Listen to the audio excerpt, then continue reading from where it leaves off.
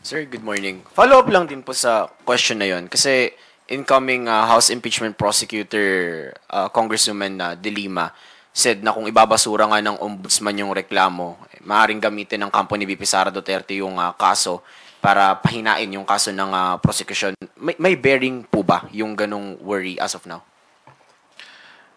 Yung dalawa po kasing, yung kaso po na nasa ombudsman, ito po ay dalawang article lamang sa 7 articles ng impeachment. So marami pa rin naman mga pupwedeng maging basis. Pangalawa, yung weight of evidence ay magkaiba po. Dahil sa criminal, ang ipoprove mo dyan is guilt beyond reasonable doubt. Medyo mas mabigat po. Unlike dito po, sa impeachment, ang tinatry po kasi dito is yung conduct ng public official while in office. So, medyo magkaiba po yung dalawang yon. So, ako naniniwala na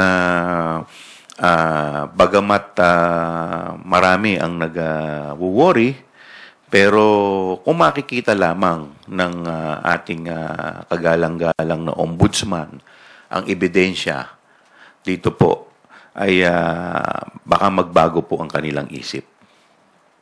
Follow-up, sir. At welcome development nga po itong ginawa nila kasi kung maalala ninyo, noong November, sinasabi po ni Ombudsman Martires na wala siyang nakikitang acts na dapat pa nilang imbestigahan.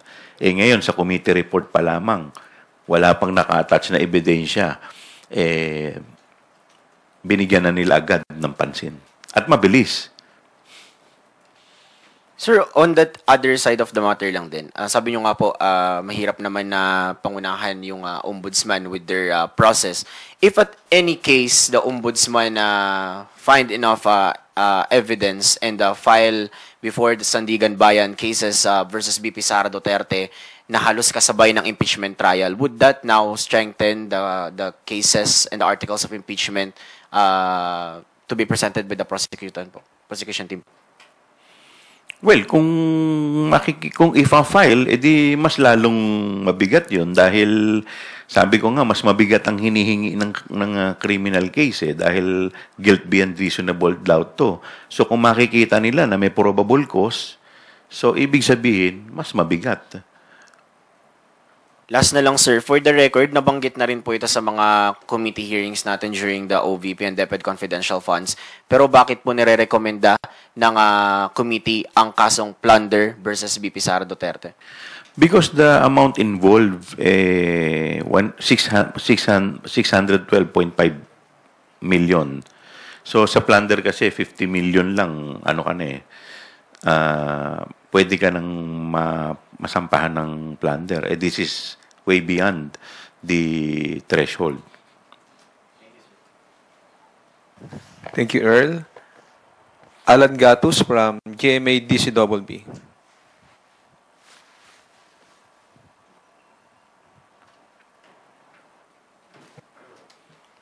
Hello, Congressman. Sabi niyo nga ayaw niyong pangunahan kung ano man yung magiging desisyon ng ombudsman.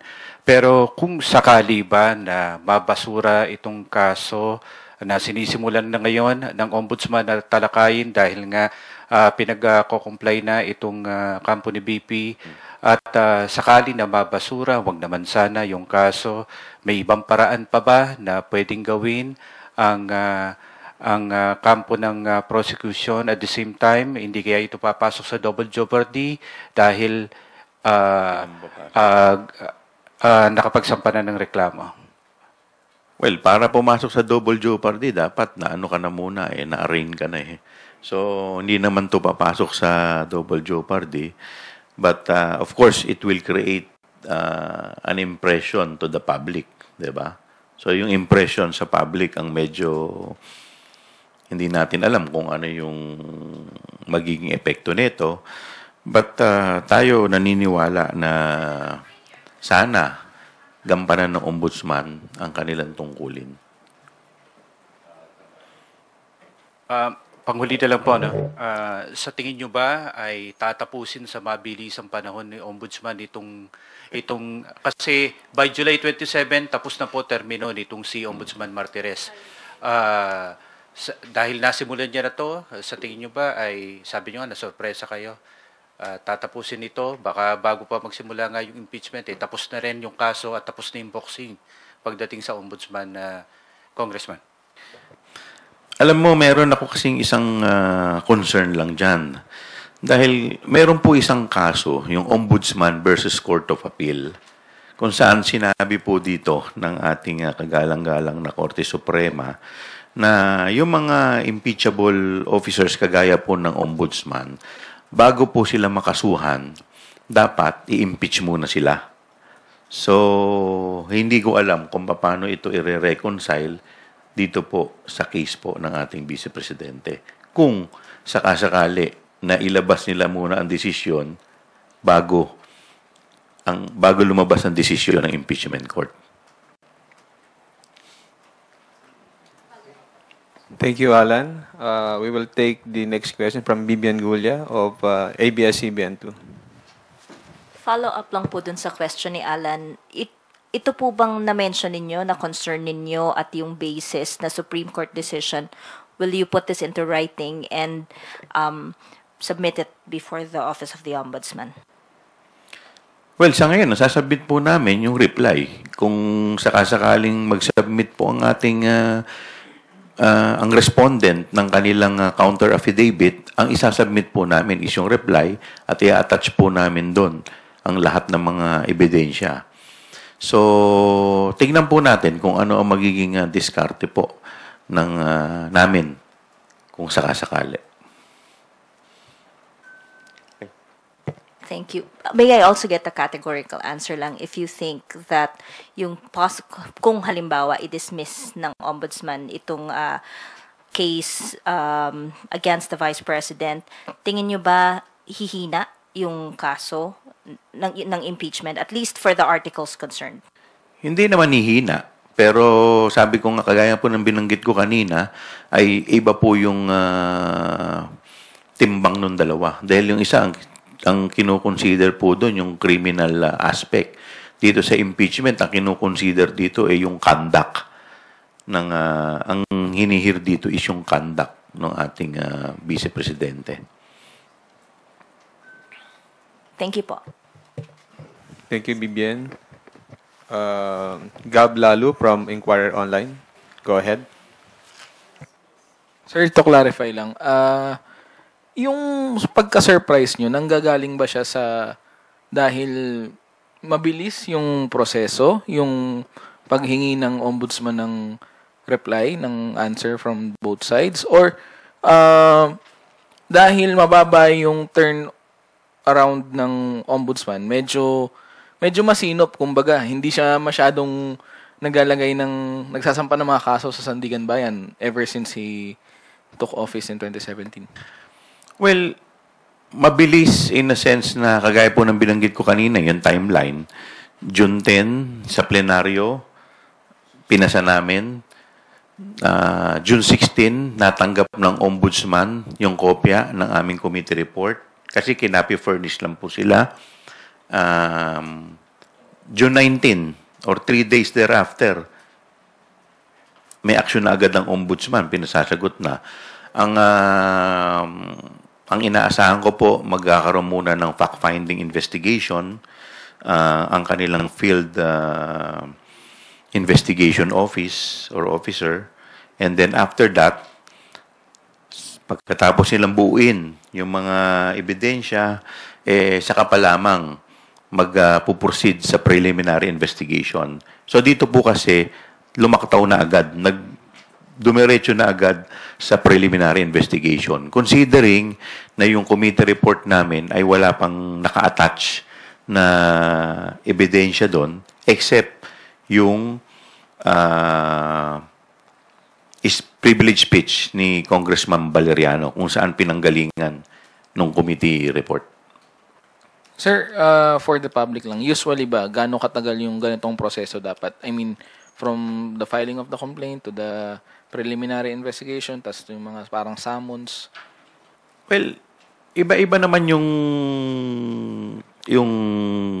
tagal, no? Pero ito medyo mabilis eh.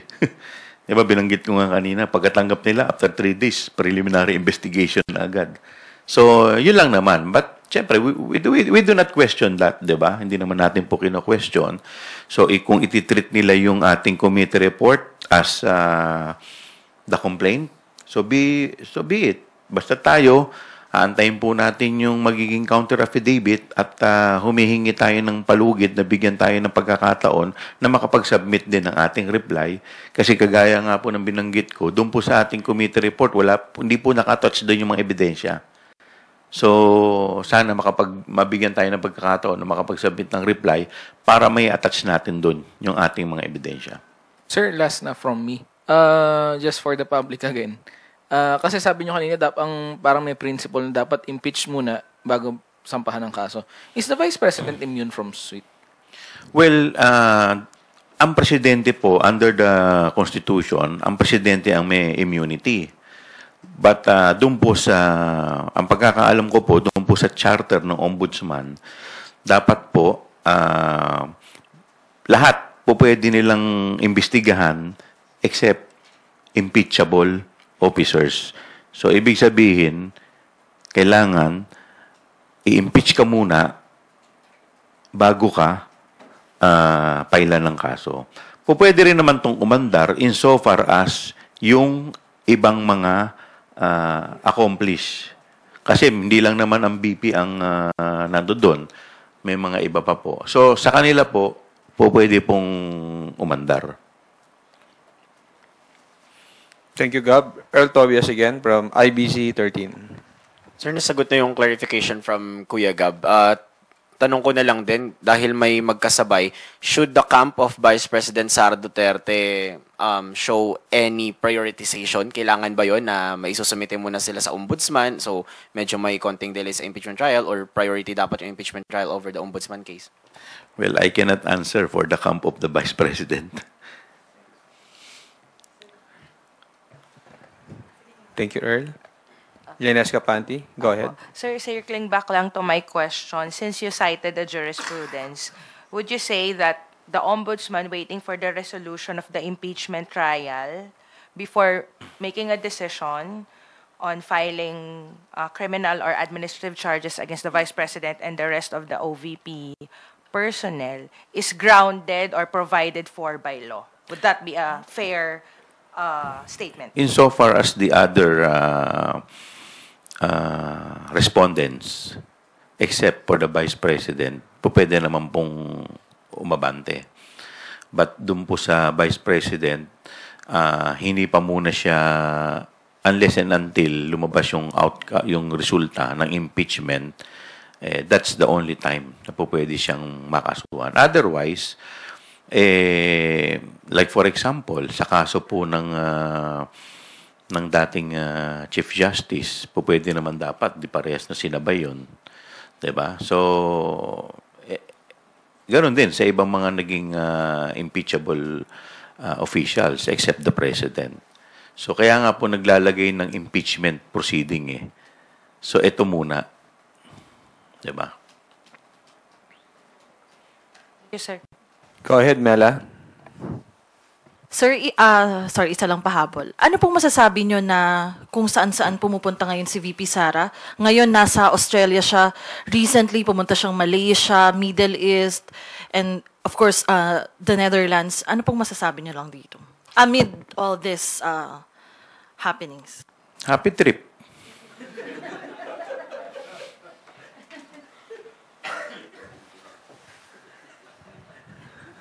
Are there any further questions from the media? If there are no more questions, we will hear the closing remarks of Chairman Chua. Maraming salamat po sa pagkakataon na masagot po ang inyong mga katanungan. Sana po nasagot ko po ito ng maayos. Maraming salamat po. Salamat po, Wilda. balikan ko lang po, no, nagbigay ng 11 steps of impeachment proceedings si Attorney Reginald Tonggol. At ayon po sa kanya, on time or pasok po sa timeline, yung pong impeachment proceedings. Thus, the prosecution feel the same way? Well, basta't kami po, as long as wala naman po magiging delaying tactics doon sa ibang panig or sa iba pa, kami inaantay na namin na mag-proceed yung trial. Sir, napag-usapan na po ba or nakapag-usap na po ba ang prosecution panel kung kailan po tayo magpa-file ng motion or motion for clarification o po yung tinatawag po natin na manifestation? Pinag-aaralan pa po namin. Okay, sir. Thank you. Thank you, Sai. Next,